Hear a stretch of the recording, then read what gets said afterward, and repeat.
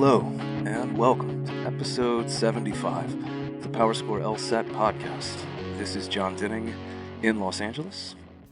And this is Dave Kaloran in Napa Valley. Yes, very predictable from both of us.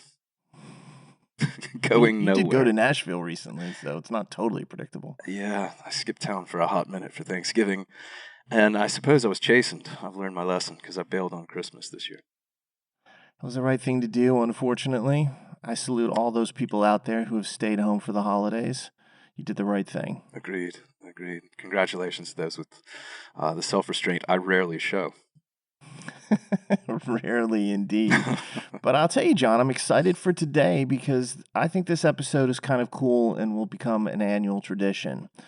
And we are going to do a State of the LSAT Union, which is a 2020 recap and a preview of 2021, both from what we expect LSAC to do and also some of the things that we're doing at PowerScore, because John and I have been working pretty hard on a few cool things that we'll be announcing partially in this podcast, but certainly more details later.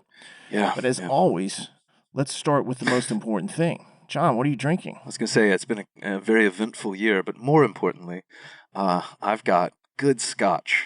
So let's focus on that. What's your definition of good scotch? This is actually Macallan 12, which is it's a good sort of everyday breakfast scotch. Yeah, great with cornflakes. No, this is actually a very nice scotch and made so much nicer by the fact that this was a gift from one of our podcast listeners. Wrote me privately, asked me where to send me a Christmas present, and this turned out to be the present. So I won't give the name away, but you know who you are if you're listening to this. Thank you. It's being very much enjoyed. Yeah, and I want you to know that I'm equally chafed because I did not get a gift of the Macallan. I sent you a Christmas present. That has to count for You something. did. You and I have exchanged, I think, excellent gifts for each other. But we did have a good gift here. You got the student gift of the fine alcohol. I did not, so I will carry that with me into the new year and let it fire my ambitions. Yeah, bah humbug, huh? If it's any consolation to the gift giver, I'm enjoying it more than Dave would. So it's true. You made the right decision. This would not be the right gift for me. So if somebody was actually looking to do that, hey, there's no need to do it. Yeah, and if anyone else feels inspired by this, let's make it a tradition. What do we have? We have Valentine's coming up. Somewhere there's President's Day. We will take gifts for any occasion. Well, especially Valentine's Day for you, you're single. Oh, yeah. So maybe some lucky listener can win a date with John Denning when the pandemic's over. That's the true gift of the State of the Union. Oh, God. It's going to take more Macallan, but okay. Very good. Anyway, I'm actually drinking a little bit of a holiday drink. It's called a Jack and Jingle. Mm-hmm. And I don't often go over to the Jack Daniel's side of things. But in this instance, I've taken a recipe that they actually put out and modified it. So this is Jack Daniel's with Sprite, cranberry juice, and then some Aperol, which you often see in Aperol spritz. Yes. I like it. I'm sure that looks festive as well. Probably got a nice, Christmassy red to it. Red, deeper red now with the Jack Daniel's in it. It struck me as a vodka cranberry, and instead of vodka, you have whiskey. So I like a vodka cranberry quite a bit, and so this is pretty good for me. There you go. I'm proud of you with the Jack Daniel's. Frank Sinatra raises a glass. They buried him with a bottle of Jack Daniel's. I did know that. And or at least Frank Sinatra, not Jack Daniels, but maybe him too, had said that he felt bad for people who didn't drink because when they got up first thing in the morning, that was the best they were going to feel all day. That's right. A wonderful quote. We could do Churchill quotes on this as well all day long. I'll spare you. Well, there's a lot of quotes we could do. Hunter Thompson, you name it. Bukowski. Indeed. There's many different ways to go. Or the guitarist of the band from whom we have chosen a song for today. Keith Richards is, he should be no one's hero, but sadly he is mine. Keith and cockroaches, all that survived the next World War. But we've picked a song today from the Rolling Stones that I think is sort of empathetic of the year. Sympathy for the Devil. And Dave, this was your choice, so I'll let you explain it. This is probably my favorite Rolling Stones song of all time. And that's saying something. They've got a number of songs that I really think are great. You and I debated Give Me Shelter as well, which is certainly in my top 5 with them. But my thinking on this is that Sympathy for the Devil is that in some ways we're looking back at 2020, and it's kind of a devil year. But I do have some sympathy for it because there were some good things that came out of 2020, along with some obviously horrendously terrible things that came out of it. So I'm going to try to look on the bright side here and have a little bit of sympathy for 2020. Hopefully 2021 will be entirely different in a better way, but that remains to be seen. So if you're not familiar with this song by the Stones, it's a long one. The link that we've put up is a great performance by them, and I think it's really evocative of the way bands from the 60s and 70s could just jam out and just power through some of these riffs that they had. And this is so catchy. I love the whole lyricism that Mick Jagger uses with it. The guitar is fantastic. The drumming is amazing. It really comes together. It's an all-time classic. Yeah, yeah. Those long jams, the drugs help, I find. Yeah, it's easy to play for 9 minutes through a groove when you don't know what planet you're on. But yeah, I've got a lot of comments that I'm not going to use right now. Well, here's one that might be inspirational. It was 15 years ago this week that you and I were roaming the streets of Amsterdam and narrowly escaped to death in Dam Square. So, was it 15 years ago? Was this 95? I believe. Wait, 15 years ago was 2005, buddy. Nice. My math is off right now. Too many Christmas spirits yesterday. Yeah, if I was in Amsterdam 25 years ago, I think we'd both be brought up on charges. The funny thing is that I think 1995 was 15 years ago. Time is completely elastic to me at this point. Wonderful. But yeah, it's a slightly different celebration this week than back then. But I've had some fond memories come flooding back. I think that's the trip we took with like 6, 7 people. Yeah. Was that because I've been there a few times for the kind of like New Year's festivities. And if you've never been to Amsterdam, number one, go. Gorgeous city. People are fantastic. And if you get a chance, go for New Year's. It's super fun. And now I know exactly what you're talking about because the washing machine in Dam Square. Oh, yeah. Yeah, that was probably the worst crowd situation I've ever been involved in. Yeah, that was terrifying. And in that case, the drugs did not help. So, unlike the Stones. No, but there were a lot of people who I would say in a crowd filled with, I don't know, it seemed like 50,000 people in a small area. There were people who were dead on their feet that night. Yeah. Enough of that. Let's move back. Yeah, let's move back into the present. What's going on in the LSAT world? Not a whole lot. I think one of the things that we'll see about this year and the way that it's played out is that there has not been a whole lot that has actually occurred since November. And I welcome that. It's been I think a long, rough year for you and I in terms of like trying to keep on top of everything. It's just been constant. And as we go through this, I think people will see that pretty clearly. But everything's kind of like on course at this point. The January LSAT's still coming up on the 16th and 17th. Last time we talked, there were like 39,500 people registered. Now it's down to the low 38s, which is natural. There's always some attrition like this. There's also an international LSAT that week, so that's part of those numbers as well. And for those who have been asking, we still think that the date and time selection for testing will probably come up around the 5th, 6th, or 7th of January. Yeah, so likely about a week out from when this gets released, maybe 8 days or so. Yeah, and around 10 days before the test itself. Something like that, yeah. 10 days is what they have told us is their plan going forward for these Flex registrations. So, yeah, and usually Tuesday, Wednesday, or Thursday. That's right. And I think they're also going to continue to stretch out that week given the volume of people, surprising volume of people we've seen show interest. Yeah, 38,000 is quite a bit. The February LSAT is rising as well. Last time we talked about this, it was about 8,300. Now it is 10,500 that are registered for that. The deadline for that February test is January 6th. So if you're thinking about it, you still have time. The numbers are going up, but it's not going to approach the size of January. This is going to be a smaller test. And you're starting to see the April numbers creep up as well. There's an LSAT after February that comes up on April 10th and 11th.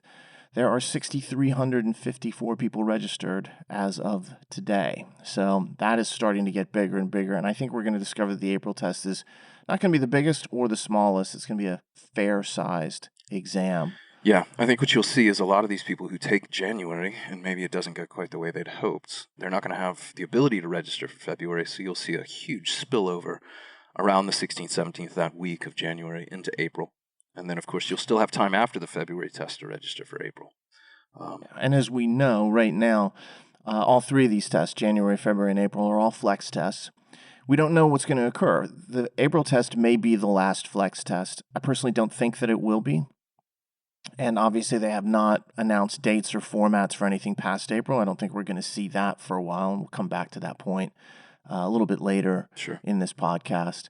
But I think that spillover from January, as well as the fact that there's a couple months between February and April, is going to create some demand for that test. The last flex, people probably want to make sure that, all right, I'm getting in on that last opportunity to get the 3 sections, if that's the way that it actually turns out. I don't think it will be, but we'll see. I don't either. Presumably, though, we'll at least know well in advance of April. They made the somewhat surprising announcement of the April test 6-8 months in advance, something like that. We've known about this for a while, and it's still months out. So I think we'll hear more about June and July by, I'm guessing, February, March. Yeah, I think it's going to really depend on the pandemic. And so if we start to see a turn in fortune here in January, that may push back the decision on this. If it doesn't turn that much and they get into February and things seem about the same, then I think we'll probably see a relatively early announcement.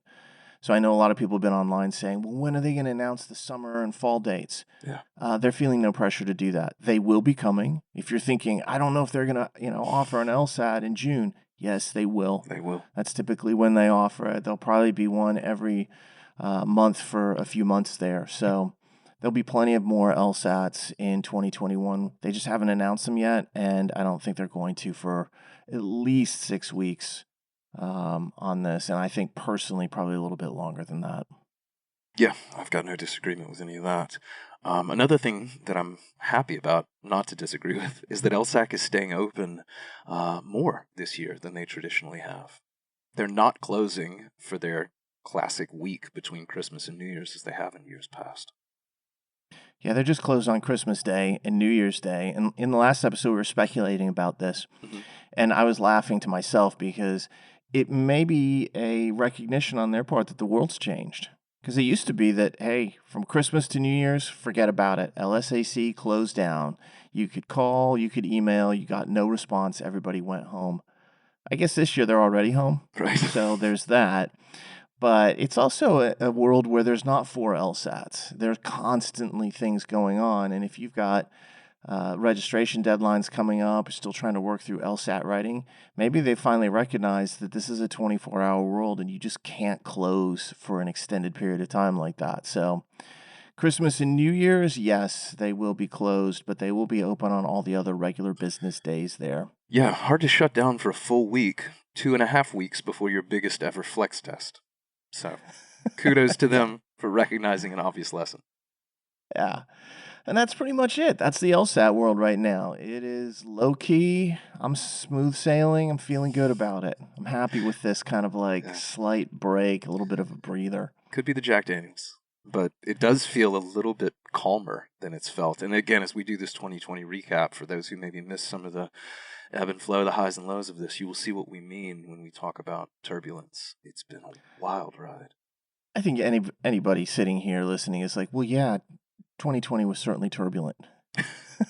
Even through this very narrow perspective, though, this singular talking point of LSATs, it's been, Jesus. You mentioned washing machine before, and it feels like we never quite escaped. Yeah, you know what? We need to explain that reference because I don't think anyone's going to really pick up on that. And it'd be tough. It's tough to explain. Anyway, we're in Amsterdam for New Year's. We go down to one of the big open air areas of the town, Dam Square. I think it's Dom Square, isn't it? It might be. After that night, it's Dam Square to me forever. Well done. That Dam Square. And there were some bands playing. There's some cool stuff going on. Fireworks. And so we all go down there. There's a group of 6 or 7 of us. And it's jam-packed. Well, that's cool.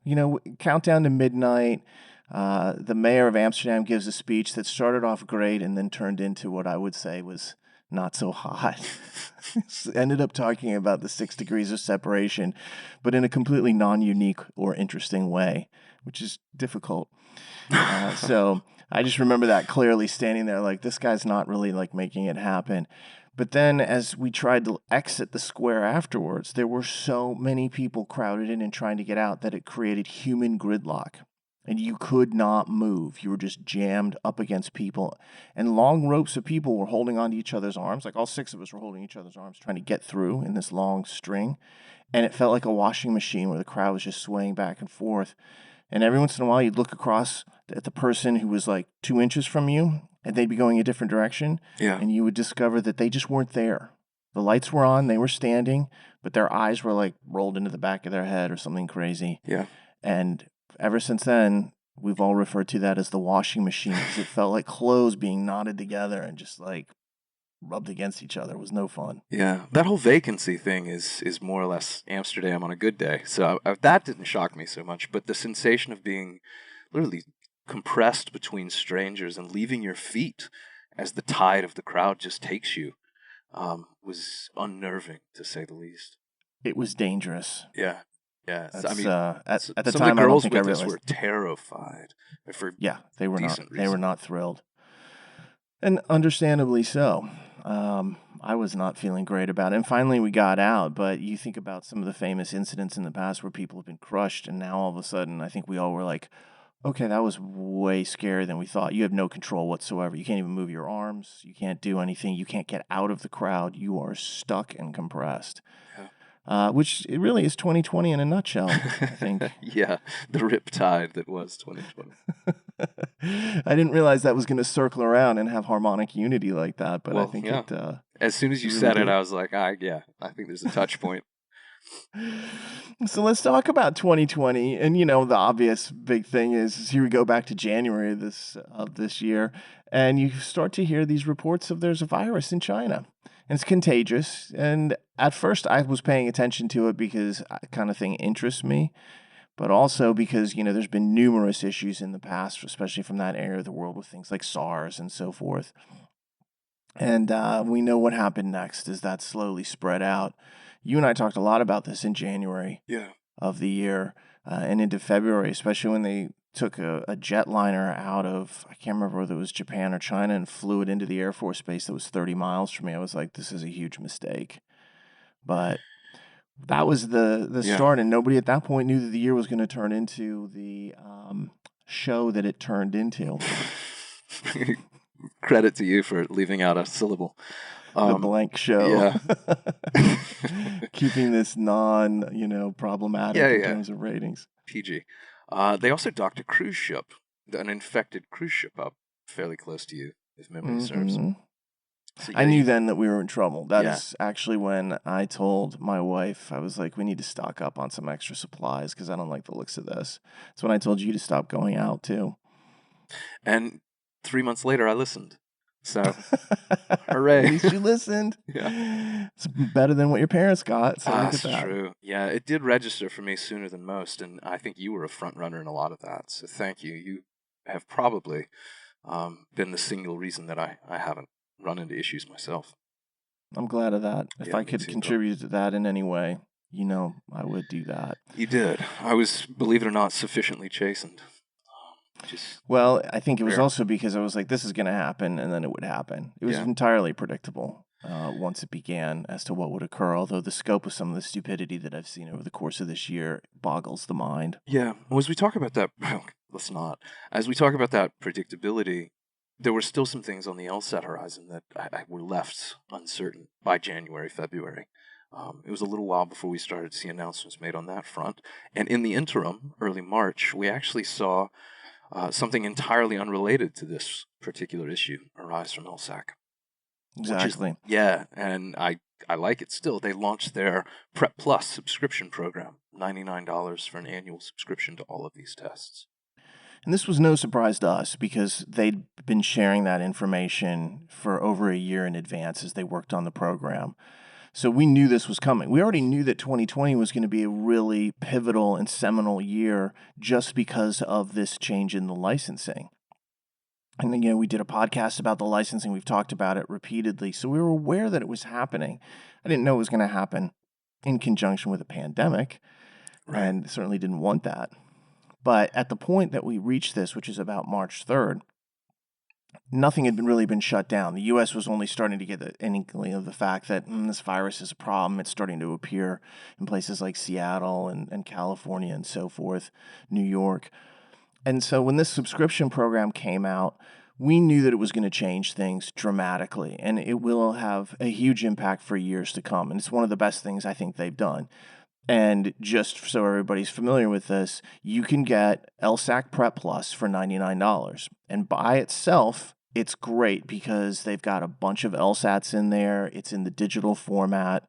It's really cool. But what they did for people who are licensees such as us, they allowed us access into the system to get all that information and kind of present tests digitally. And as long as you had that $99 subscription, that took the bulk of the fees. We do still pay them an extra fee per student, which is why you'll never see this stuff for free out there anymore. Right. Anywhere at this point. But the fee's not, tremendously unreasonable. I wish it was less because it just gets passed on to the students, but this is the way that it is. It allows us to show anything we want at any time in any form, as long as it's, true to the way the question was originally presented. And so when we come to a little bit of a later point, this subscription program is now the heart of what we do. And so let's just say it was early March that they launched this. Not too many people took them up on the offer immediately, and that's because we were still making the transition over. It wasn't until the end of June that you saw the bulk of the test prep industry say, all right, now we have to switch over. And that was because that was the deadline. Right. But a couple days later, here we had the coronavirus come back, and they canceled the LSATs that were in Asia, which looked like a limited thing. Okay, we're not going to be able to do that. And then shortly thereafter, you saw the U.S. start to implement coronavirus shutdowns. So here we are in March. We got a new subscription program. That's cool, but nobody's using it. And you're starting to see the disappearance of the LSATs in Asia. The U.S. is getting lockdowns. You and I started calling, I think, earlier, like in February, saying they need to cancel the March LSAT or do something. They didn't do that until March 16th. So they canceled the LSAT that was coming up and said, all right, you guys are out. And they didn't have a plan at that point.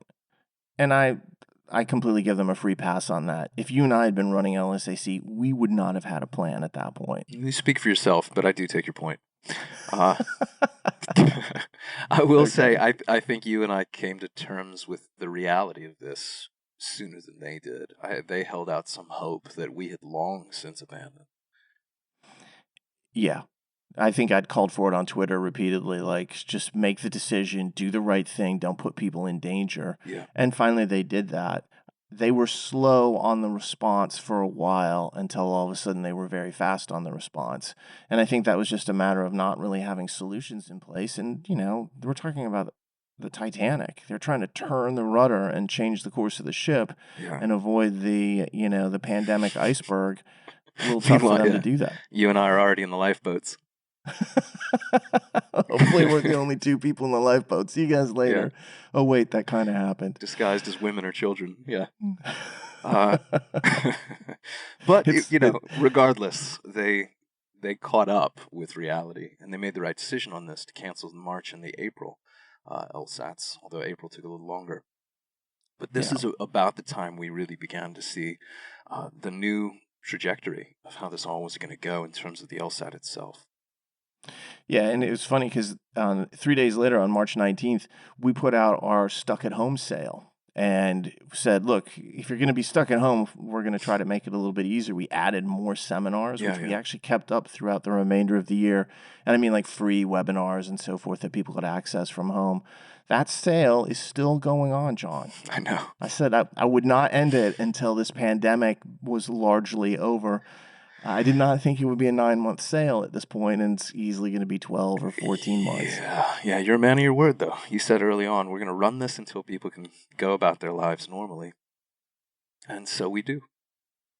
Yeah, you can look at this as an opportunity to be like, oh, everybody's stuck at home, they're going to study more and try to, strong arm them into paying more. That's not the theory that I wanted to take with this. I wish more people had joined us in kind of like saying we'll do pandemic sales, and I'm speaking specifically with the test prep. Yeah, specifically on the test prep side, but that wasn't something I saw a whole lot of, and certainly not at the extended level. I can say this, when this sale ends, I don't like sales in general. There won't be another sale for a long time. Yeah. I mean, barring some good reason like this. So I hope you're right. There better not be another one of these. Oof. A little concerned about the coronavirus variant that we're reading about these days. Yeah, apparently the vaccine's going to cover it, but you never know. I hope so. We shall see. Anyway. But yeah, we started to bulk up a lot of the stuff that we were trying to do, really in just concession to the fact that times were changing and it was going to be fairly long term. I love the webinars that we were able to add. We didn't just make them more frequent, we actually bulked up the roster of them. We created new ones. Yeah, our webinar repertoire really expanded, and we did a lot of cool things. Full credit to you for some of those, by the way. For anyone who did a template webinar with me and saw that final game about runways and airplanes landing and hated it, full credit to Dave. That was Dave's doing. And by hated it, I just mean it was one of the most challenging examples of templates that I've ever had the pleasure of presenting. But yeah, I made sure to blame you in the live event, and I'm doing it again now. So I'll take all the blame. Yeah. You know, I look at it this way. If you understand how to unpack these games and you know where the sources of difficulty are, you're the most dangerous person in the world to start actually making them yourself, making drills and things like that, because you just have a really deep understanding of, if I do this, it's going to knock out a huge percentage of people. And in a way, after you've been doing this as long as you and I have, you become at that level where you're able to know exactly how students are going to perform and what they're going to miss. And I think this is one of the things that people who are new to studying for the LSAT misunderstand. They're like, well, how do they know? I'm like, it's way easier than you think. When you have the level of perspective that we've been fortunate to get and work with enough students to understand the kind of mistakes that they make, it becomes very predictable. And not just in hindsight, but I can look at questions and be doing them live and think, oh my God, this is going to really grab a lot of people and trap them on this answer choice. Yeah. I know you can do the same thing. Absolutely. And I'll add a secondary point to this, and really the justification for it, which is that if, as a student, you can do the hardest possible thing, then you become the most dangerous person in the world on test day. Yeah. And so that's what we're constantly trying to do, is really scrape the ceiling of difficulty to make sure you're insulated against the worst they have to offer. Because if you can do that, everything is available to you. It's a wonderful feeling. Yeah. Yeah. And someone might ask, well, why would you create something? You know, why not just go use the actual LSAT question? Usually we do. However, in a lot of instances, there are things that we want to show people that we know are going to appear on tests that haven't really been well presented by the test makers. And the best example is like a double stacked circular game. It's not something that there is a released example of, but we know that that idea exists. It's appeared on prior LSATs. So I created one for the circular reasoning seminar, or not the circular reasoning, but the logic games, circular games seminar. Yeah. Looking at you, February 2014, which I know is what you're referring to. Of course. And yeah, the example you gave or created is fantastic. Has been a lot of fun to teach as well. And that's coming up again at some point here. Yeah, we'll link to our webinars page if you're interested in getting enrolled in some of these, because there really are a tremendous amount of free options available to you still, as, again, we try to keep people occupied, healthily, happily occupied. Yeah, and we did a bunch of our basic ones and then added a bunch of new ones, which I think kept us entertained.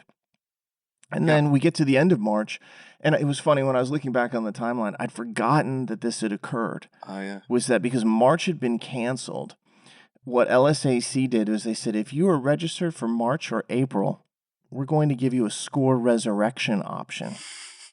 If you've taken the LSAT before, we're going to let you see your old canceled score. And if you have multiple, we'll show you the highest one. Right. And if you want, you can keep it.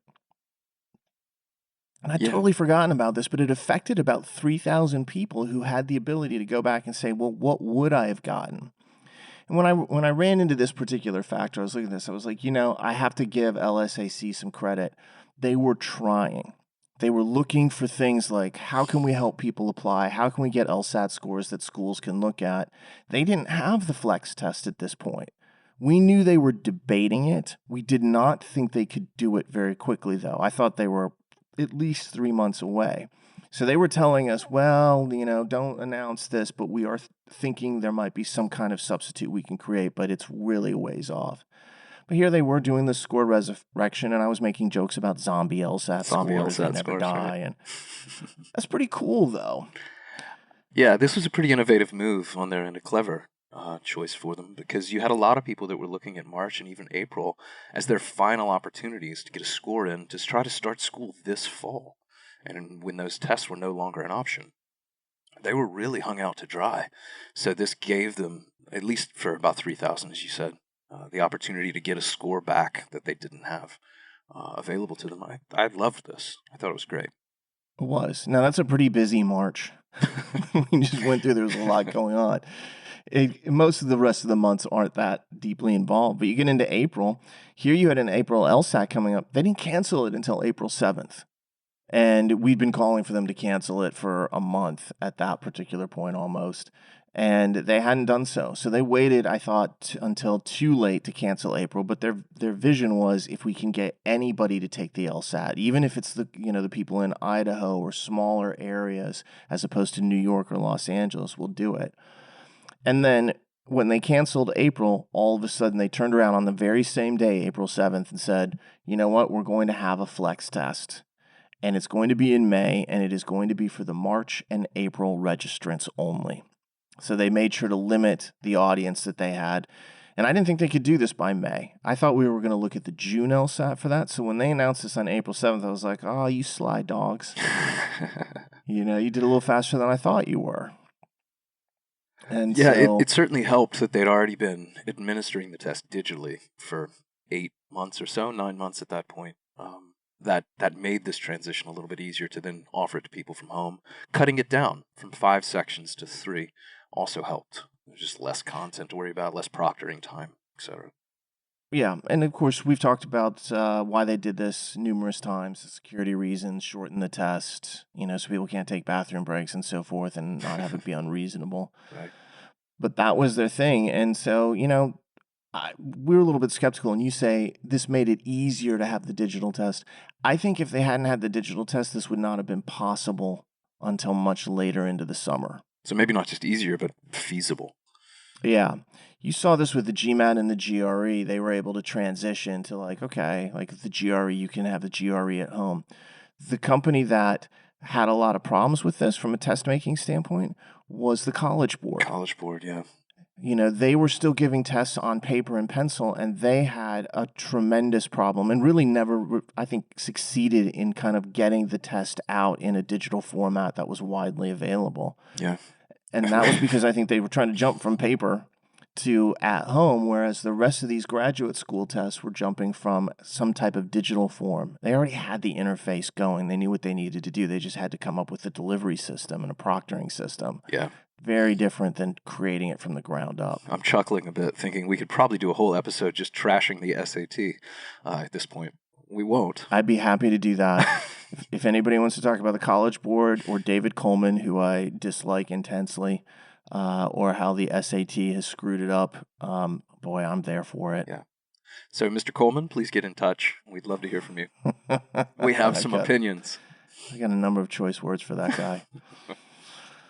Weasel will be the first one. Probably the kindest one, in fact. I think they get worse from there. They get a lot more sweary, I tell you that. Yeah. So that was April 7th, as you mentioned. They cancel April, but they announce May. Again, the right decision too late on the one hand, the right decision earlier maybe than we thought on the other, which was, again, a mixed day.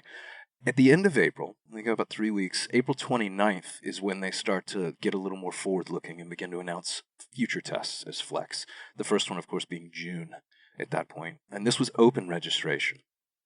May was limited, June was open to anyone, and the end of April is when we found out that was going to be a flex test as well. Yeah, so they hadn't even given the May test yet, and here they are canceling June because they could see the writing on the wall at this point. Shutdowns, increasing virus rates. Of course, at that point, it now seems rather idyllic because, from a relative standpoint, the contagion rates and so forth are relatively small. What we're seeing at this point is much, much greater than it was at that point. Now they probably wish they'd actually administered them in person. Yeah, who's to say?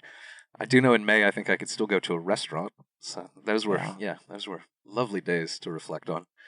But there we were. End of April, we see that June's going to be Flex. We go a couple more weeks and we get the first Flex LSAT. This was May 18th, was when the first Flex test was administered. And Dave, I'm curious to hear your take on it. How'd it go? It was bumpy. That's a fair point. I'm trying to, now that I've got the kind of like the view of history here, I wonder if we weren't too hard on them about the mistakes and problems that they had. I mean, they created an entirely new test out of the blue with a completely new delivery system using a company they'd never worked for proctoring, and then there were some problems. It's kind of predictable in a sense. Like, you knew this was going to happen. The question I think that we had at that point is, how bad is it going to be? Mm-hmm.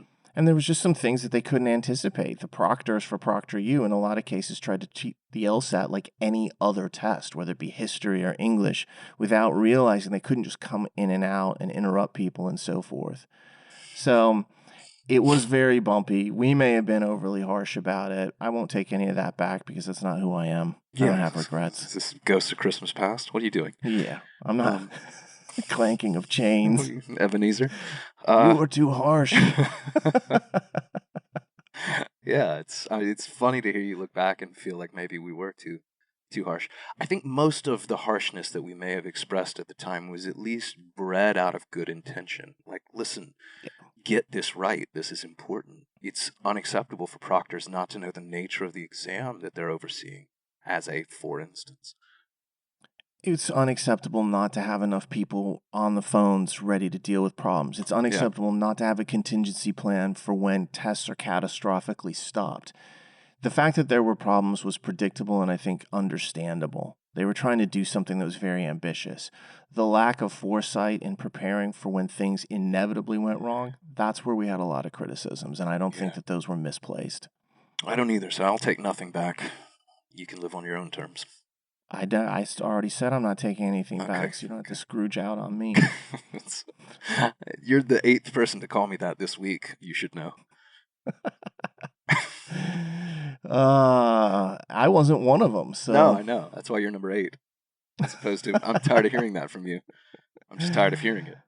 The one thing we do know about that first flex, though, and the flexes that came thereafter, was they were exempted from the test-taking limits. And again, I look at this as a way of LSAC being reasonable, of saying, hey, we don't know what's going on. And I remember having a conversation with their admin at one point where it was like, look, we're trying to be reasonable. This is just an unusual time.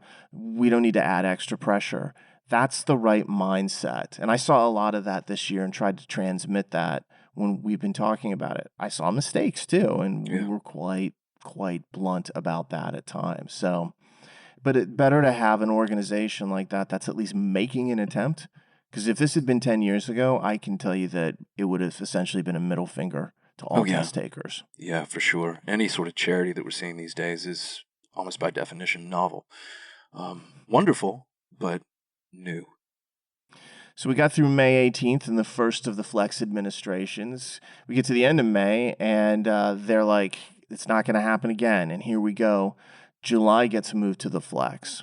And now we're like, 6 weeks ahead, maybe 7 at most from the test. It's still a short horizon, and I think that was very upsetting for a lot of people because you're less than 2 months out from your test, and you're like, well, what format is it going to be? Is it going to flex? That was probably the number one question I was asked this year. Will this particular test, whatever the next one might be, will it go flex? Yeah. So we were constantly beating the drum saying for a long time, yes, it's going to flex. That one's going to flex too. Yeah, we've been right in all of our predictions, but the fact that they've had to be predictions was frustrating. LSAC at this point was still doing it one test at a time. They announced in May about July, end of May about July, and then we're all looking immediately to August.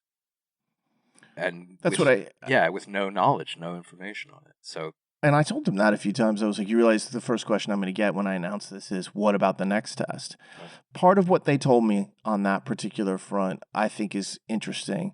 They're like, the timeline of getting this started was so short that we had to clear all these dates with vendors, such as the proctors and so forth, just to make sure that we could do it on the dates that we wanted. We couldn't just Right. announce, oh, we're doing it on the 10th through the 14th of this month, because we didn't know if we could. We didn't know if Proctor, you would have the availability. And so we had to wait for other organizations to help us out with that information. Yeah. That's why they did it one by one until the end of the year, as we will see in just a few minutes. Which, again, I think is entirely excusable. And we've seen them actually make adjustments for external factors recently. They did it in November, where they moved the test date up to accommodate final exams for students.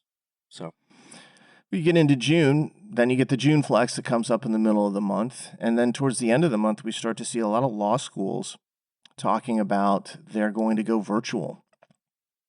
Berkeley, for example, announced on June 26th that their fall term would not be in person and that all law students would be, attending virtually. yeah, And that started to change the dynamic, especially for 1Ls.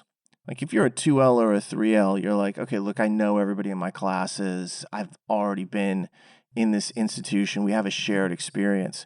1Ls were faced with the prospect of you just get to sit in your room, wherever that may be, yeah, and attend law school, which is already super challenging with no kind of like human support or assistance, and, kind of pray that this most important of semesters is going to go well for you when you're not really sure. yeah. All It's a those real poor law downer. students still stuck at home. My goodness. Yeah. It also, in my mind at least, confirmed a lot of our suspicions about the future administrations of LSATs through the fall. Because we Yeah. know that campuses are a huge resource for LSAC to administer these in person. And when students weren't going to be allowed onto campuses, when no one was, it more or less cemented the fact that the fall LSATs were going to be flex as well. Yeah, I think this was when we started saying all these LSATs are looking to flex because they're not going to be able to hold them on campus. Right. Where's the logic of that? Why aren't they announcing it immediately?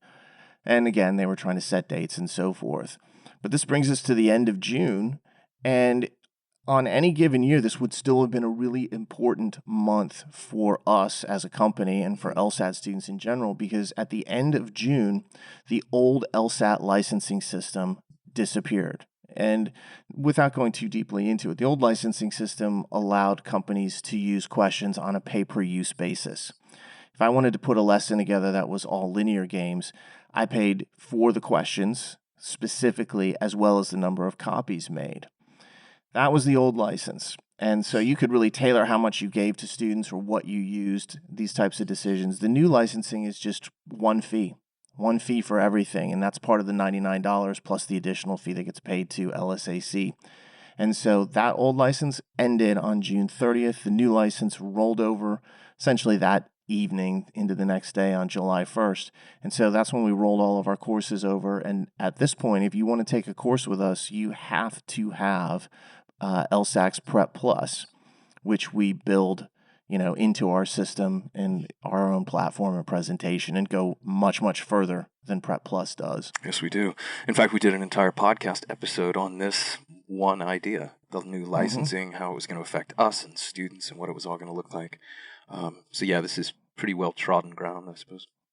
Yeah, I think a lot of people were like, licensing, who cares? I'm like, it's going to have a huge impact on you. Yeah, I believe the title Trust of the me. episode was something along those lines, maybe with Yeah. a bit of a swear built in.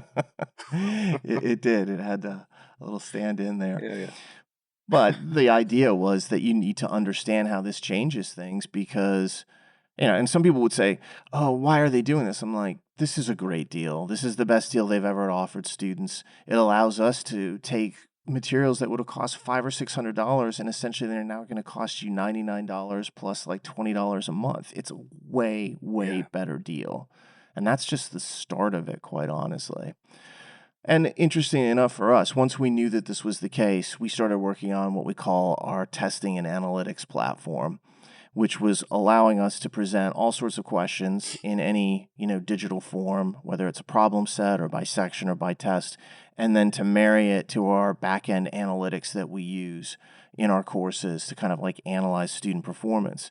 And the reason we did that, and we announced that in early July, was because Prep Plus and Law Hub, which is LSAC's platform for this, it doesn't have anything like that. Right. You just get a score and the right answer and the wrong answer.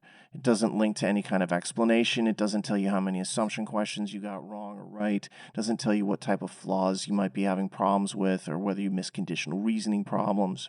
It doesn't have any kind of feedback. How much And time you spent on each question, the nature of where your greatest opportunity for improvement lies. Yeah, the list goes on, sadly.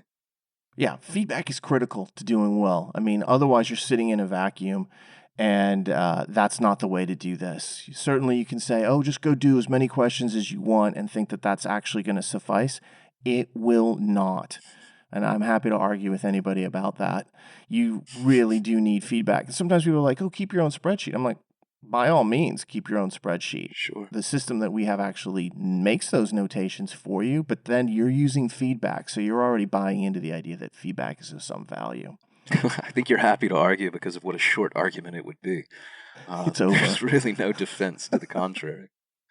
You'd be amazed at some of the things I see online. I don't even. No, I won't actually pursue that. Nope. Don't. Your search history, I'm sure, would be amazing to me. Anyway, we announced that analytics package in the first week of July. It immediately became one of the biggest things that we do. There are now so many people using that as a platform. I think it's probably the biggest offering that we've ever had overall in terms of usage. So, yeah, as far as a collection of students assigned to it, it's enormous and for good reason. It's a great deal and it's so powerful. Even now, I get in there sometimes with students and look around and I'm just like, my goodness, we show you everything. That's what you want. Mm-hmm. Well, the day after we did that, then here's LSAC back at the pulpit, and they're announcing August as is going to be a flex test. So we're like, all right, here we are. We're still on that 1 month in advance kind of scenario. Then they offered a couple other things, which I thought were cool. They rolled in score preview, saying that it would start in August for people who were taking the LSAT for the first time. So that was a totally new development that I was really thrilled to see. Yeah. However, I was less thrilled to see the next development also announced on the same day, July 8th being a busy day, and that's that the LSAT writing is going to be required for score release beginning with the August LSAT. We know that this later on caused a number of headaches for us and them and students. So, some good and some bad. Score preview, big fan. LSAT writing being required for score release, not a fan. I never will be either. Yeah, score preview with a fee, not a big fan. Score preview is an idea I like, put it that way. The writing, again, we've hashed this out a couple of different times, so I'm not going to dive back into it. You can probably get a feel that my temperature's rising. It's not just the scotch. I hate this, but I'll spare anyone the rant. My favorite thing about score preview, if they change your score and it goes up, okay, then it's free. If they change your score and it goes down, you still pay. Yeah. So they were wrong, but you pay. Yeah, that's not even the score preview thing. That's the actual paid score review. Oh, you're right about which is that. Something different. If you think that your score has somehow come out mistakenly, you can pay them to go back and review it. And if they've made a mistake in your favor, you're screwed. Weirdly enough. Yeah, it's a little bit later in the year. We'll just mention it now. They came out with score review. And I remember telling them... As we'll see from a July issue, this was necessary. Yeah, this made me mad that they did this because I thought it called into question the integrity of the test. If you have a digital test, why do you need to review scores? What are you telling me about the process? We had a lot of complaints about this, and I certainly voiced quite strongly to them that I thought it was really questionable. Score review should be automatic. It should be built into what's happening.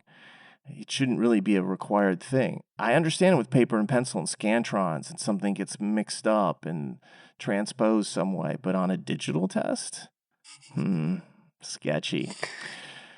Anyway, speaking of sketchy, we had the July LSAT in the middle of the month, and then at the end of the month, we discovered that 140 scores had been lost. Yes, the genesis for score review was the fact that apparently their system couldn't even hold on to all the scores that had been submitted. It was a large number, than the majority of which they were able to actually claim to actually recover. I think they recovered, 75% of these. I think what was the final number? About 25 scores were actually lost. I think it was something like that. It just revealed to me, though, that there were problems in the way the system handed off information, that not only did they lose the scores, but also that they then went back and had the ability to recover them, and what that process was all about. And again, we've talked about that ad infinitum back in the podcast that we did during that period of time, so I'll let that go. Say it ain't so, LSAC. I believe what it was. And you Lost gave scores? Yes. You gave a wonderful story about the Boston. I guess they were the Black Sox at the time, and where that phrase comes from. Chicago. God, Shoeless Joe Jackson sitting on the steps of the courthouse. Say it ain't so, Joe. It's a wonderful story. A wonderful story told for a horrible episode in recent LSAT history. Yeah, some classic baseball history right there. I used to be a real baseball aficionado when I was a kid and played all the time. Anyway, we get into August, and here they come with the test-taking limits being reinstated. Yeah. Another development that was like,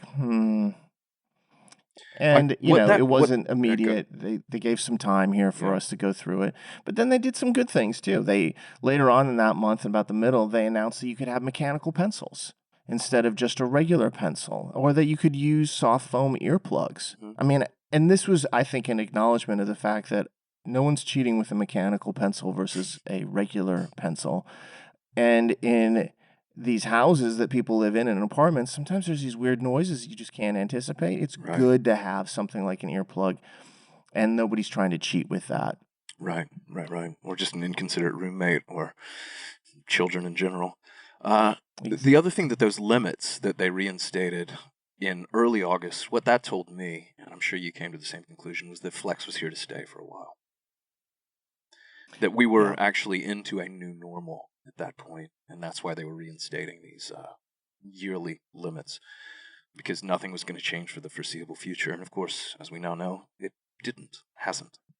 Yeah, they were willing to grant free passes for several, but they weren't going to do it for a whole year. And we knew that was the case. They had told us up front, right now we're allowing these not to apply. It is going to change if this thing sticks around. Yeah. So, again, this was actually reading the room, though, and saying, we don't know what's going on. This is obviously extraordinary. We want to be hopeful. Let's go out and do that. Yeah. This is, sympathy for the devil. In this case, you could say LSAC's the devil. They made some good choices here in terms of what they were doing. So I was all for that. I didn't like to see the limits reinstated.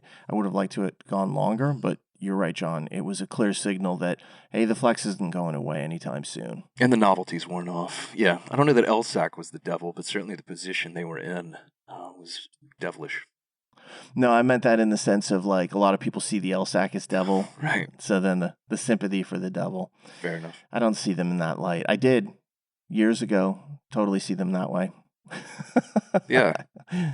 I've said that to them as well. I'm like, I really appreciate the different attitude and the kind of like the change in mindset there. Sometimes people don't realize how bad it really was. It used to be their way or the highway. You just do what they said, or basically the door was closed in your face. Yeah, so it's gotten a lot better. In many ways, listen to feedback. They do. In many ways, I think it's been something of a redemption story under Ms. Testy. So if they happen to hear this episode, happy holidays, guys, and thank you. You're on the right track. Yes, keep it up. Keep going. So August continues on. In short order, they turn the October into Flex, they turn the November into Flex, and you can see the timeline is opening up. They announced that this November test would be a Flex on August 27th, and I knew what they were doing at this point. They did change the date. They moved it from the 14th start to the 7th start, and they probably should have publicized that more aggressively. But they were starting to build in more time, which is really helpful for people to know, all right, I've got the next 2 months to study, but I am studying for a Flex test. Yeah. And that was pretty much, August kind of comes through here. And then we get into September, and September was a glorious month off. Yeah. Seemed like a glorious month off until, at least in my personal life, the glass fire started, at least on, I think it was a Sunday morning, across the valley from me. And I was like, it's across the valley. It won't be a big issue. Napa's pretty big. And then that night, there were heavy winds blowing from east to west, and embers flew across over to the side of town I live on. And that night, I got to flee under the looming orange sky and giant fireballs. It was great. It was a beautiful thing to watch if your home is not in the immediate vicinity. Some of the pictures you sent me were apocalyptically gorgeous, but also knowing that you were taking them from your driveway. Yeah. It was disconcerting. It is interesting. Where I live, we now know the fire came very close to us, like less than 50 yards from our property, which is much closer than I realized at first. And that they have also said that we were incredibly lucky. They don't know why the fire went out when it approached town. They thought the town was going to burn, and they'd actually conceded that fact, which I will tell you, when I heard that, made me so mad. How could it not? But earlier this week, I actually drove up the mountain to just take a look. I wanted to go kind of just like get a view of it, and it blew my mind how much worse it was than I imagined. That's crazy. They've had to clear cut big parts of it. There's just so, like, you drive up the road and you know those little guardrails, because you're kind of going up a ravine canyon kind of thing. The guardrails all caught on fire and the little wooden post burned. They twisted the metal, and then the metal fell down. And so everywhere you see a guardrail, all you have is this long piece of twisted metal that's there. This happens in fires all the time. It's just those wooden posts catch a flame, and it was things like that, just little things where you're like, this could have been a lot worse for us, and it was terrible for some people. So sympathies to them. When you told me that they had essentially volunteered your property as a casualty, that was infuriating. And I have slightly less to lose than you do in that. So that I was as mad as I was can only speak to the proportionate way you must have responded. That was frustrating. So I walk around the neighborhood with my daughter, and I can see the other side of the valley very clearly. And it's amazing. It is all brown and black in the hills because of all the burnt damage. And it's gigantic swaths of it. Those fires were no joke. Obviously, anybody who lives in California is familiar with fire danger, but you think to yourself, oh, I'll get lucky. Not always. So some of our friends didn't, unfortunately. We did. I'm very, very thankful for that. But I'm glad you're okay. I remember cruising through Santa Rosa up there after the fires a few years back.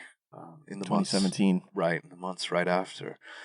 And I mean, it's just the definition of scorched earth. There was just nothing. It looked like napalmed, you know. It's otherworldly. Yeah. It's surreal. Also, the weird thing about fire is the random nature of it. You drive down the road and one side is fine and the other side isn't, and then all of a sudden it switches. And you're like, it's like very karmatic in the sense of like something just reached out and said, no, you're burning. Yeah. No, you're safe. It's capricious, yeah. I don't like it. How could I don't like randomness like that, man. I like controlled understanding and predictability, just like this test can be in a lot of respects. I do not like random uncertainty, and fire is one of the most, serious random uncertainties out there, and it happens so fast. So yeah, well, as you're struggling through all of that, multiple evacuations, and who knows, the October LSAT arrives, which was a big one. October 3rd, I believe, is when that test began and ran through the week. Yeah. So from a hotel. Yeah, I was going to say, commendably, you were still in touch. So, yeah, kudos to you. And then a few weeks later, October 15th, so a week and a half, 2 weeks, they announced the first 3 tests of 2021 are also going to be flex, something that you and I had been saying was inevitable, and of course it was. January, February, April of the coming year are all going to be flex tests, and we've known that since mid-October, which is by far the longest runway that we have had into any flex tests. And they did a nice thing. They announced all 3 of them at once. Yeah. I thought they'd do January, maybe January and February. So to get April as well and just have that certainty, that's a big deal. And so that really kind of like satisfied everybody in the short term, because they're like, now I know that if I'm going to take it through the early part of 2021, I'm going to be looking at the flex format. Of course, everyone's asking about the tests afterwards, and we'll come back to that in a moment. Yeah. That wasn't the only cool thing they did. I'd been saying online, I wrote a couple notices about this, that, hey, there won't be a test release this year. The first time since like 1990 that there's no test released. And so then they magically announced the release of the May 2020 form. And I say form because that's just one of the many forms that were used. And so that was kind of cool. And then they actually released it the next day. Mm-hmm. But they didn't release the scale. And then about 10 days later, they finally released the scale. So in very short order, they announced it. Scale came out. And we were able to take a look at it. And as you and I recall, John, the scaling on that is historically loose in some spots. Through most of it. Yeah. Until you get disturbed me. Until you get to the low scores, it's one of the loosest scales in the history of the released LSATs that we have, the modern era of LSATs. So I don't like it. I know, yeah, and there's a blog that we have posted about that particular scale, about that test itself, and some of the causal factors that we suspect are behind the nature of how that was scaled. If you're interested, go track that blog down. I think it's fascinating. I know you do as well, Dave. You were disturbed by it. I think I was just kind of captivated by the uniqueness. You see, I don't want uniqueness on the LSAT. I want entirely predictable, understandable, same thing as it always is. And so when I saw them doing something like that, it disturbed me. So if somebody's like, oh, you didn't want students to do well. Trust me, I'm in the business of wanting students to do well. So I think we can all say that I'm on that page. What I'm not excited by is when I'm like, that's inexplicable. Why was this particular form so much looser than some of the other forms we've seen in the past? It had an element to me that seemed out of place. And in standardized testing, where the whole idea is standards, you don't want to see things out of place. Yeah. It's supposed to be predictable in a certain sense. It was a bit non-congruent with the content. That's for sure. I looked at that test itself, and you and I both ran through it. You spent more time with it than I did, but in fact, you've written a lot of great explanations for logic games that are on our forum, if anyone's curious, as I hope they are.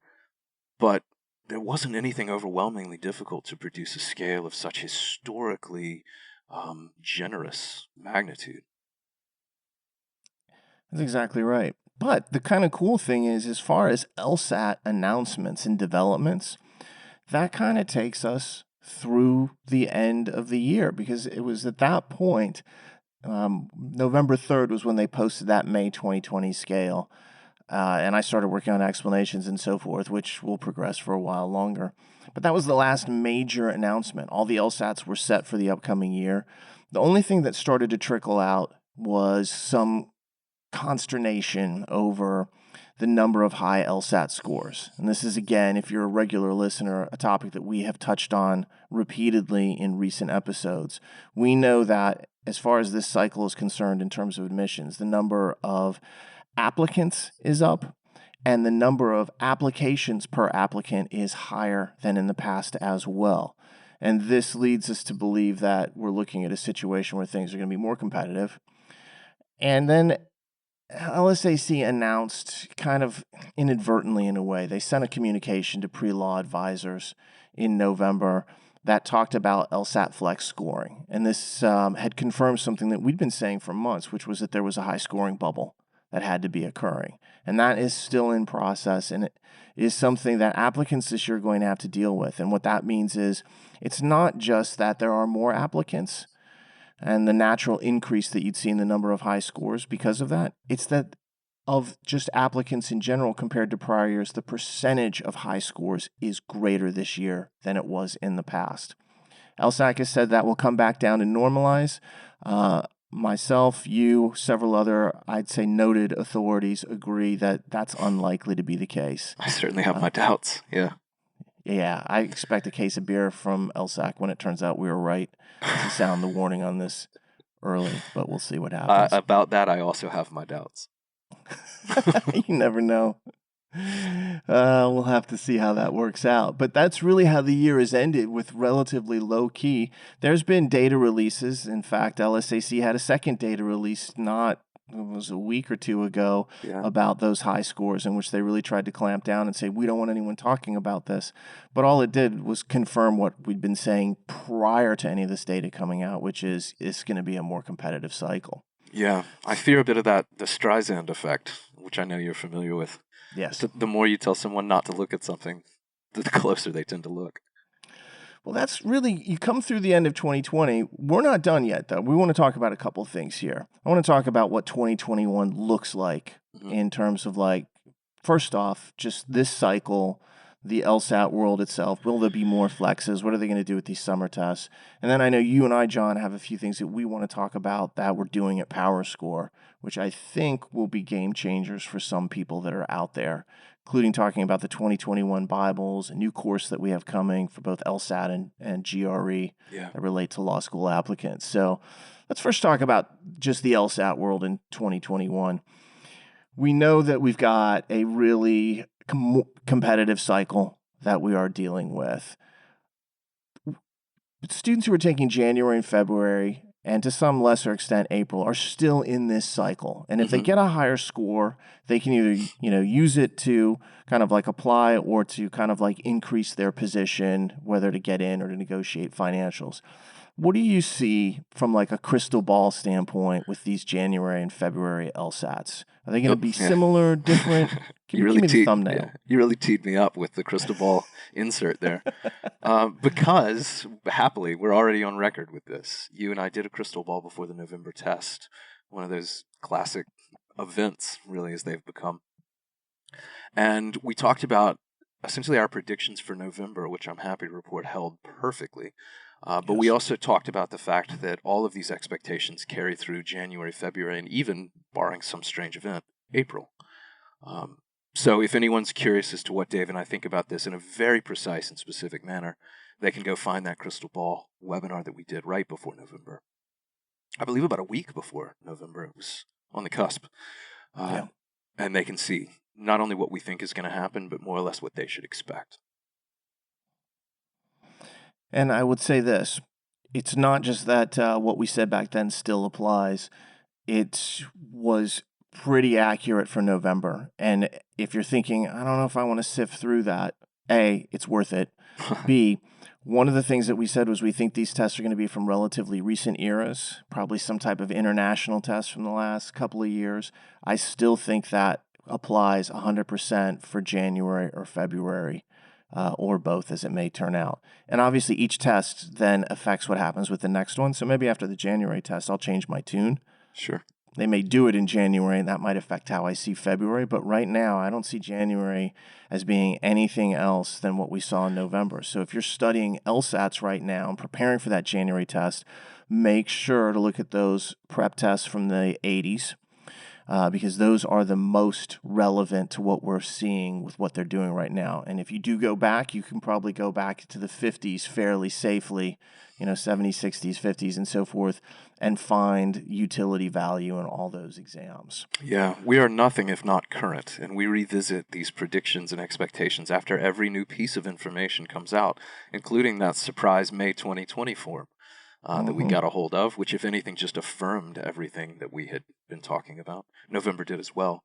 So, yeah, January, nothing changes. Our expectations hold. After January, if something needs to change, we'll certainly address it. But for now, I don't see that happening either.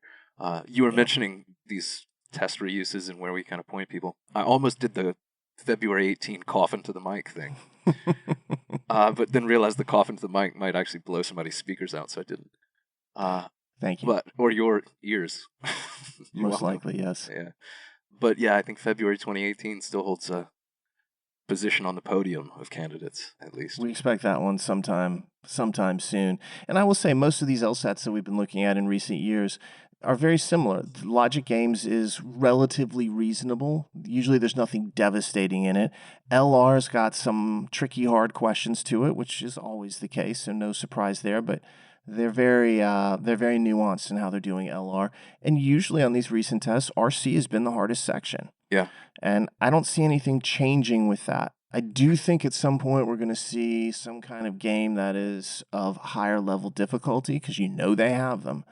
I just don't really foresee that in January or February here. But we'll revisit that after January hits and see exactly what happened. I will reiterate one thing about games in particular, which is do yourself a favor, and go do at least one or two circular games and at least one or two of the recent pattern games from 2015, 2016, 2014 even. They're worth familiarizing yourself in the event that some odd occurrence does happen to crop up. It wouldn't shock me. Yes, I will say I agree. That Crystal Ball webinar, by the way, has a screen in it where we show you where all of the outlier types of games, mapping, circular, and pattern, appear on every LSAT. So you can go track them down through that if you want to. Exactly. You and I are on the same page, and I won't say anything more than that. So as I said before, we expect this cycle to continue to be competitive. More applicants, more people putting in applications, higher LSAT scores. If you're applying right now, this is what I would tell you.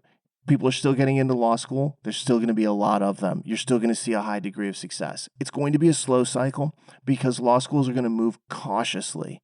They don't know what's going to happen with their medians. They might be thinking that they're going to rise, and so that'll slow down their decision-making process. That means you got to be patient.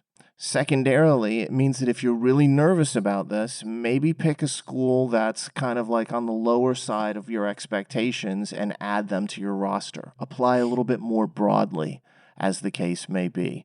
Again, we've talked about this a fair amount, but sometimes people have been like, no one's going to get in. I'm like, no, that's not going to work for law schools, let me tell you. There's still going to be a ton of people getting in, and if you have good credentials, they're always good credentials. Law schools might choose to expand the size of their class and just take more people, which means they'd be taking the people they take all the time anyway. So you can't really tell. You can't read into it. You just got to do your best possible job, put your best application forward, and then see what happens. Yeah, that's really good advice. Talking about that. For sure we will. Yeah, the whole adding an extra safety or two to your quiver is, I think, really advisable this year. And expect to have to wait on some of these decisions. I think schools are still, as you mentioned, making some hard decisions on their own ends about even things like class sizes. Are we going to expand? Do we have the faculty? How are we going to handle this huge influx of applicants? Do we turn more people away, or do we just make everything bigger? And 2 months ago, they couldn't have predicted that because they just didn't have enough of the class applying. Now, with what you see during the holiday season, which is a lot of applications coming in, they're getting a much better sense of the profile of what they're seeing. And some schools out there are like, boy, we're getting more applications and we're getting better numbers. Yay. Some schools are like, things aren't changing a whole lot for us. And so each school will have their own decisions to make. That's going to change as the process goes on and as they get more data. They are, by definition, going to be cautious in the face of uncertainty because if they make a mistake in terms of like setting goals and medians and so forth, it's going to cost people their jobs. So they'd rather you wait for an extra month to get your decision than for them to lose their job. And so you trying to pressure them with, letters of continuing interest, these types of things, don't do it. Just relax. Wait till you hear from them before you start communicating with them. Don't pester them, even though I know you're thinking to yourself, no, I need an answer now. I'm going to lose my mind. Yeah, easier said than done. But I understand this mindset very, very well. I've been dealing with it for years, and it's horrible to be like, hey, you just need to take a step back. You don't have to, don't call them. Yeah. Don't be that person. Yeah. So let's talk about flexes then, John. Difficult. We know we've got flex tests through April. There's no LSAT that's been announced thereafter. The first question is, will there be LSATs after April 2021? Nope. Where this is end of the line. Yeah, after April. Dash the hopes of millions. Yeah. No, after April, it's all just roving bands of apocalyptic cannibals.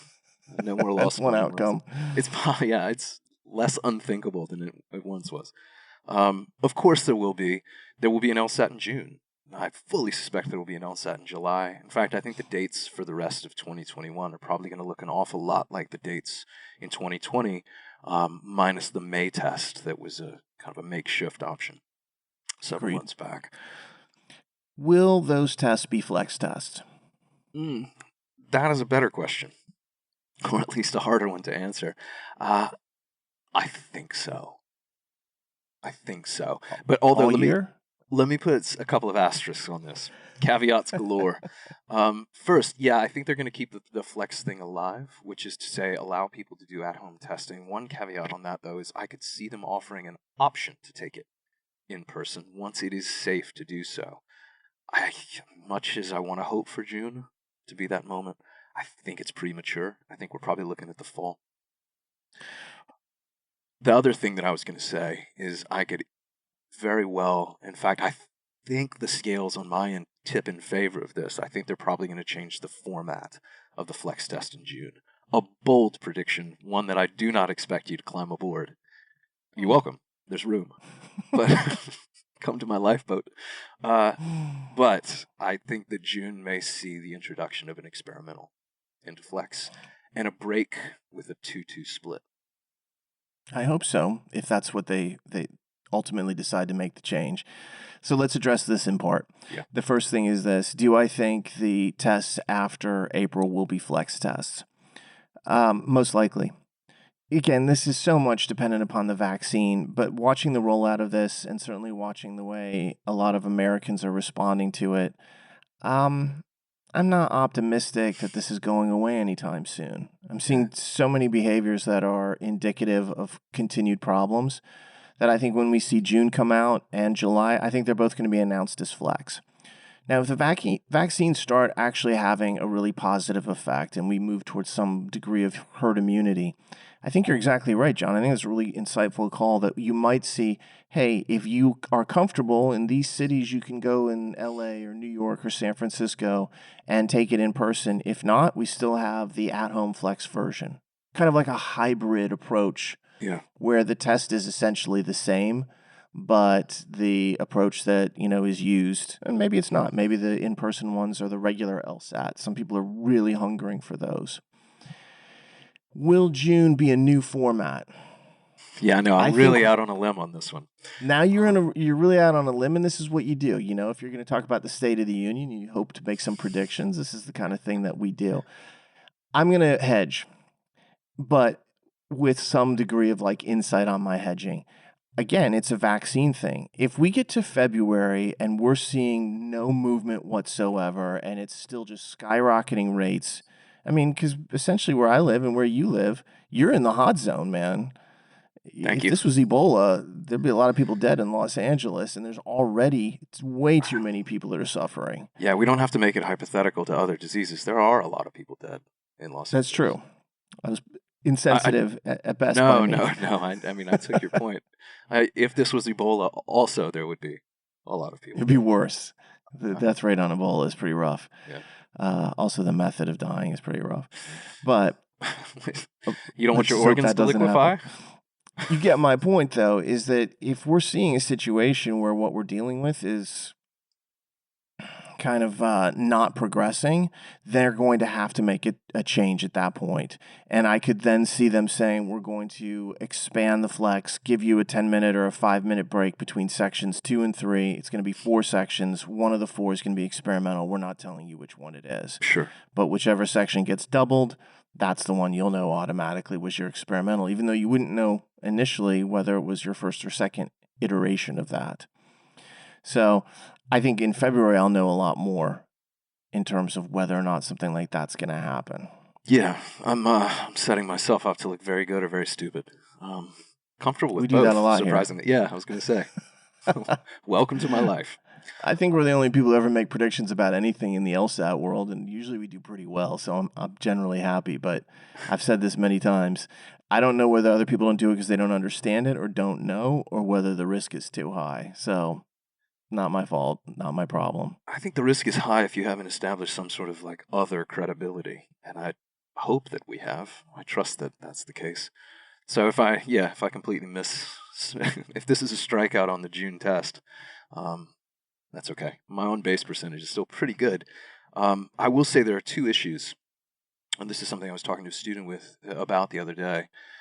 Number one is it's really hard to develop new test content without this guinea pig moment of experimental sections. They need to do that.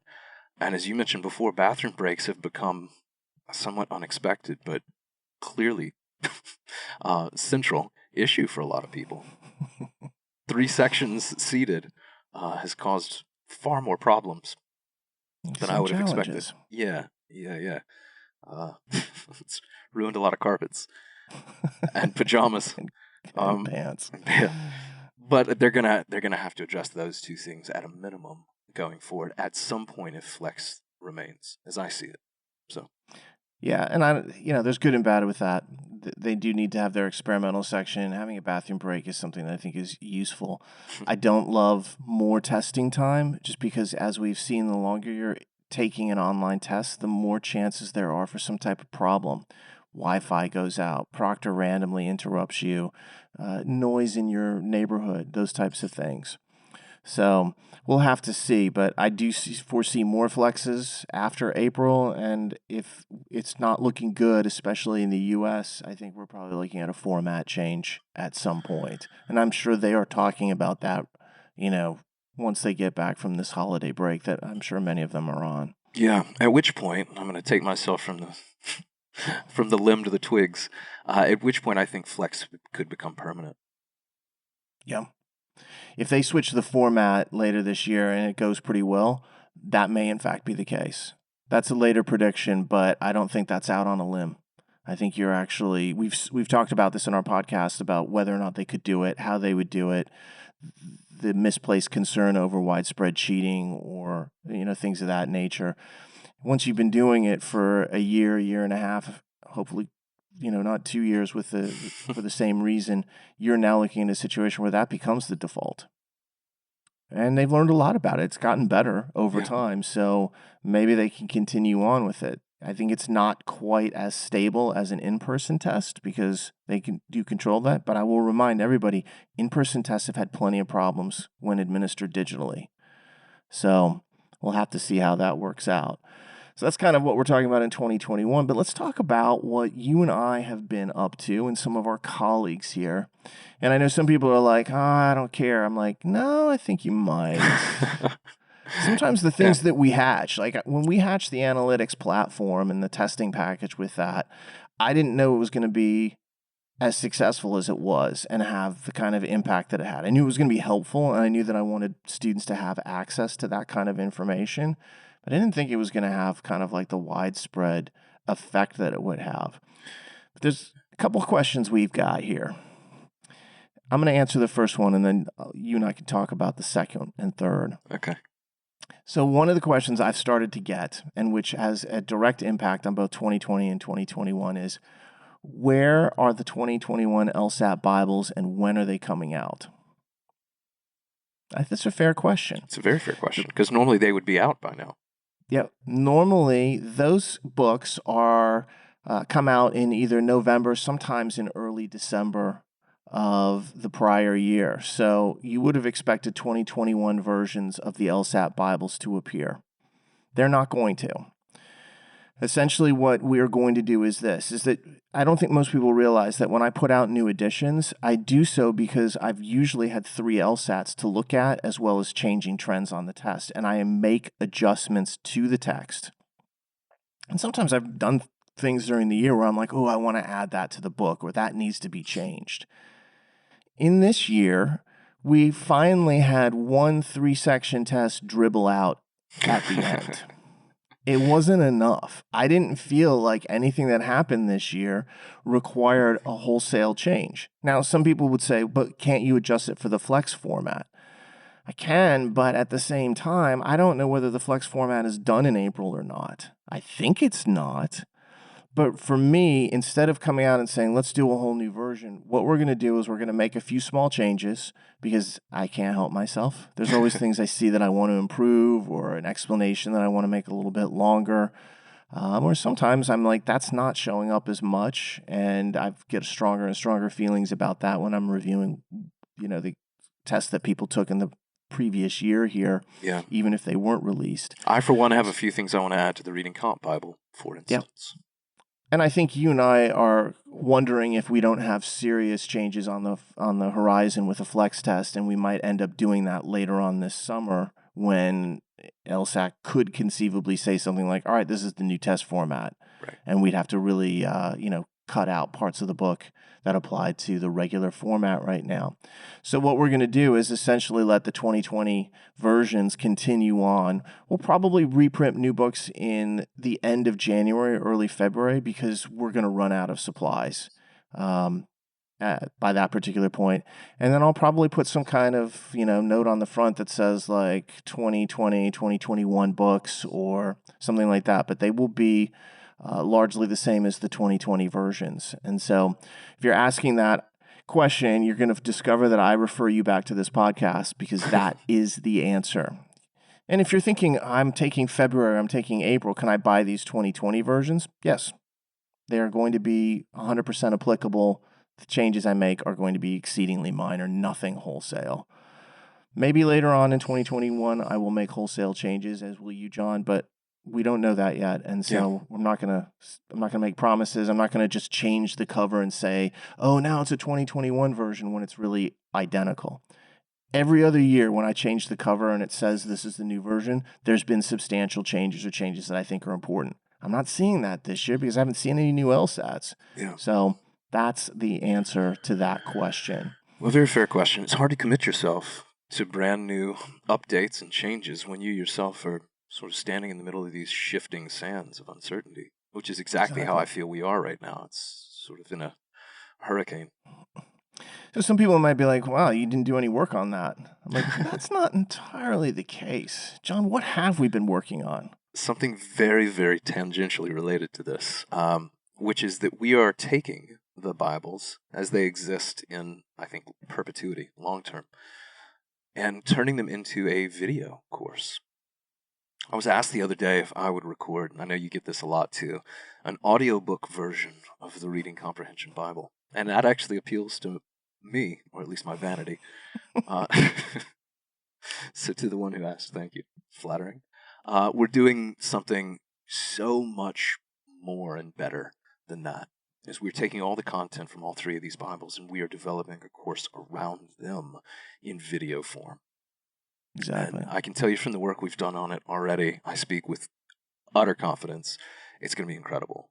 It's already shaping up to be something remarkable. And people wouldn't know this because we haven't talked about it. I've started recording back in May. I think maybe April of this year. And obviously you can't record all day long, but the goal here is we're taking all the major conceptual ideas from the books, and it'll supplement and work with the books, but it will also stand on its own. And we've been recording discussions of things like weekend questions or basic linear games or rule representation or making inferences or conditional reasoning. And they are sliced up into short video discussions. It's essentially like the idea that you can just go on to the course page, and once you are a student with that, you want to watch something that deals with reading comprehension, all right, go right to that. You want to take a look at grouping games, like you can go right to that area. You can kind of like set your own trail throughout the course. Certainly we have, paths that we would say this is optimal or recommended, but it allows you at any point to stop and go back, to move ahead if you want, and to really kind of like get it in small pieces. So instead of like an hour-long class or 2 or 3 hour-long classes, you're talking about little segments that are from like 3 to 15 minutes, talking about questions that are in there. And we're able to do this now because of the way Prep Plus allows us to present questions. So we can't make it free, because I probably would make a lot of it free, because once it has LSAT content in it, they do not allow that anymore, as we've seen in the last year or 2 years at this point. But once you have Prep Plus and you're able to get into our system that way, you can actually go ahead and use this course to prepare and focus on individual sections. It'll obviously be married into our analytics platform. So you'll have not just every LSAT question out there, you'll have full analytics, and then you'll have the ability to go and get explanations for all the different concepts that go along with it. And then, of course, that means that we're spending a tremendous amount of time putting out explanations of, say, this logic game or this logical reasoning question, which will supplement in with the forum that we have where we talk about this as well. So it just creates a different dimensionality. We have an on-demand class that is very successful and I think super helpful, but you're looking at classes that for some people are a little bit long. And so if you're somebody who wants a little bit shorter access to this, it's perfect. Yeah. I don't think we'll see that until probably April of this year, at least the first kind of like initial versions. we don't really need to do a beta version because we know what we're doing. This is teaching stuff that we've taught for years. So it's not as if we don't know what we're doing. But the first versions will be, conceptually complete, but we'll still have some explanations I'm sure that we want to add into it. And John, I foresee that we'll continue to be recording for probably the next year, just adding more and more. I would be disappointed in both of us if we don't, because there's that much to do, and that's how organic I conceive this to be, which is to say that it's going to constantly grow. Students are going to get updates and new features and new content all the time. It'll begin as an incredibly comprehensive thing and then continue to expand upon that. So, yeah, it's been really fun. I know one of the great regrets you and I both have at times is that we don't get to teach as much as we would like to. We find ourselves occasionally bogged down in other sorts of administrative roles, necessary, but a little bit out of the pure target zone of what I think we enjoy most. This is the fun part. Yeah, this is really taking us back to the fun stuff. So I've enjoyed it already. And if you see something come up and somebody's like, well, this was unclear to me, well, we can just add in the module for it. That's a great thing. Let's talk about it. But it really covers a lot of the power concepts that we talk about. And it gives, I think, students ultimately the ability to hear it through our eyes and through our voices, how we see it and how we present it. And obviously, that's going to be something that's pretty positive overall. You're never going to hear me say something like, you should have gotten that, it's so obvious. It's going to be really kind of like upbeat the way we like to be, and to kind of like always going forward with a really positive test mentality. And I think also you'll see that it shows the integration of how our system works. This is one of the things that I find that students often don't pick up on, the fact that this was a system that was conceived in its entirety, kind of like built together through experience. It's not piecemeal, and so each part supports the next piece, and that makes for a really powerful system once you actually learn it. And this will allow us to really convey that in a way that allows students to pick up that information where and when they want it. Yeah, they won't have to wait till lesson 7 to get that information, or lesson 3. They can say, I need to know this right now. This is bothering me. Go right to it. Get it.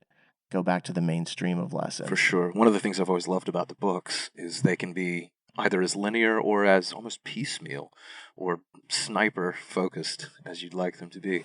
I was laughing to myself because you said a second ago, you'll never hear me say that was obvious, you should have gotten it.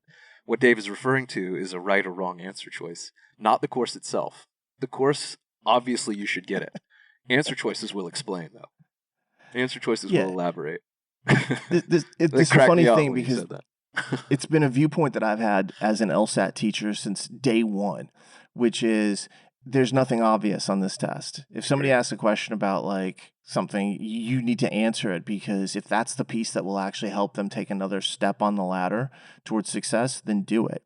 But more importantly than that, and this is a little bit beyond the scope of this discussion, when I was kind of like early in my LSAT preparation career, I saw that a company out there who was very popular, very big, had a bunch of books that I thought were really generalized. It's part of the reason that I wrote the LSAT Bibles in the first place, was to counterpoint the generality.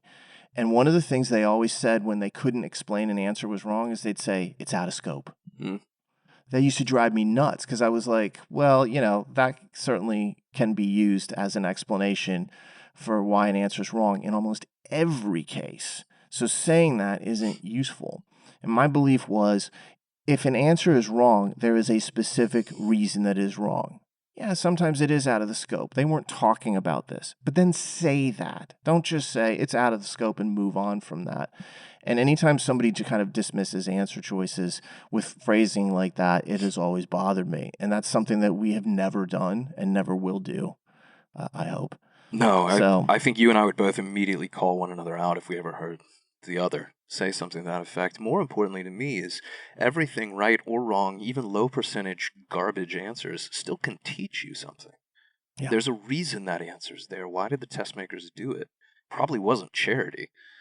There's something to it. Let's talk about what it is that you can learn as an applicable lesson going forward, when maybe the next iteration of that answer choice or that trap isn't so obvious. So I think a lot of people would say, oh, you guys really want to focus on the right answers. That's where the really interesting stuff is. And I'm like, well, sure, there's a lot of interesting stuff in the right answers.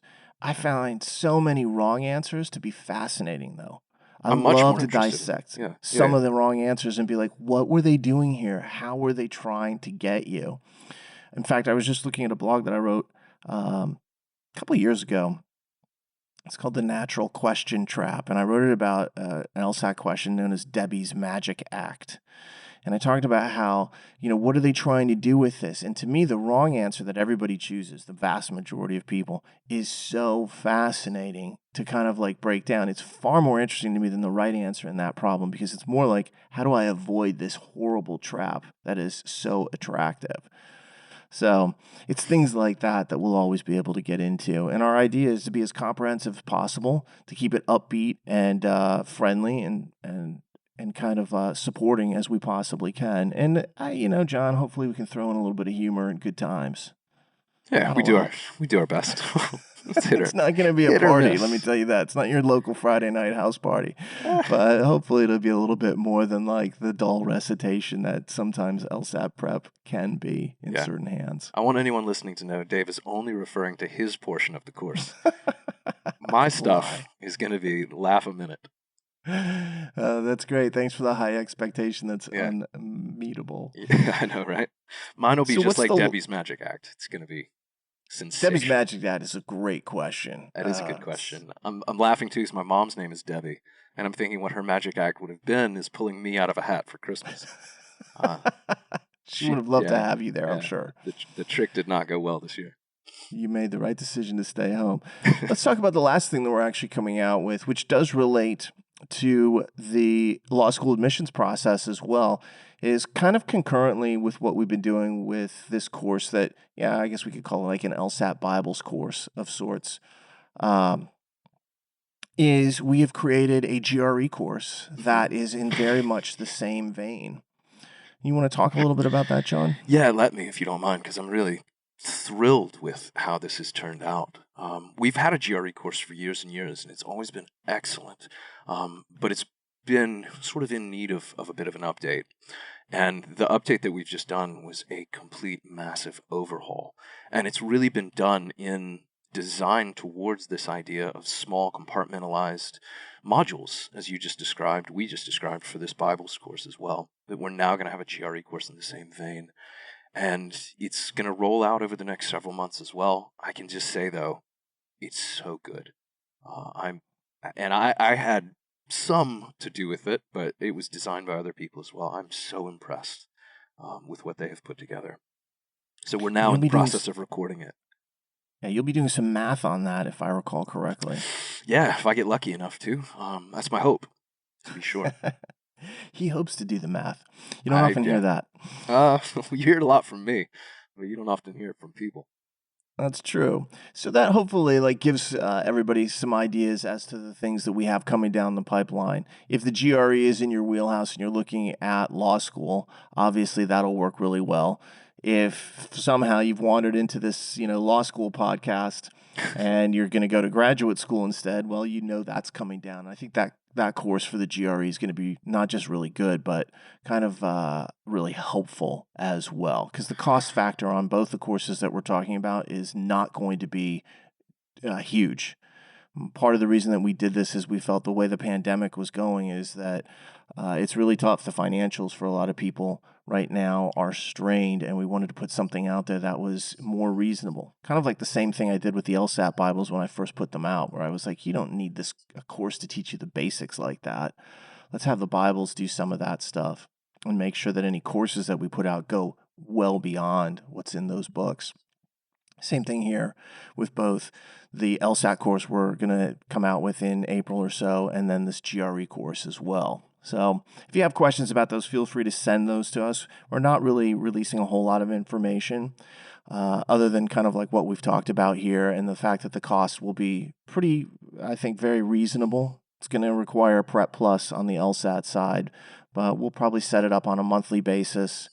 That's manageable and, or, some kind of like year-long purchase.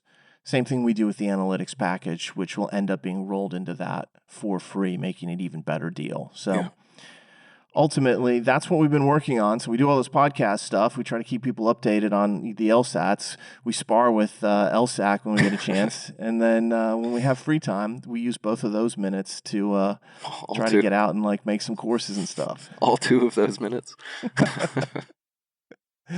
But yes. And I mean, honestly, it's just exciting to be able to do. Every time I look at this GRE stuff, no matter what it is, whether it's math, which is always a thrill for me, or even some of the verbal and grammar and various things that we've been able to do with it, it's enthralling. It captivates me, and I think it'll do the same for students. Then the Bibles course, I mean, that's our sweet spot. Oh yeah, that's the fun times. Some of the stuff I've done, I've really enjoyed. I'm really looking forward to getting into more of the questions because I love talking about questions specifically.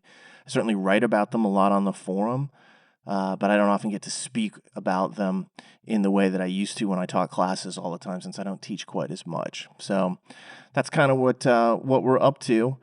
And hopefully that's something that's appealing to a lot of people. And obviously we know we're in the midst of the cycle, so we're going to lose some listeners here in the next couple of months and probably gain a whole bunch of new ones as well. But on that note, Jon, this is the last podcast of 2020. This is episode number 75. We've made it 3/4 of the way to 100. Yes, we have. That's impressive, in my opinion. And I didn't think we'd make it. About 72 episodes more than I thought we'd ever get. So figured after 3, you'd be like, I'm over this. That's enough. I have a lot of fun doing this. And I will say that as weird as 2020 was, and as crazy as it has been, and it's probably been more work than any year I recall, there's been some good moments in this. And I hope for everybody out there that 2021 is better than 2020, and that on a personal level for each of you, it turns out to be fantastic.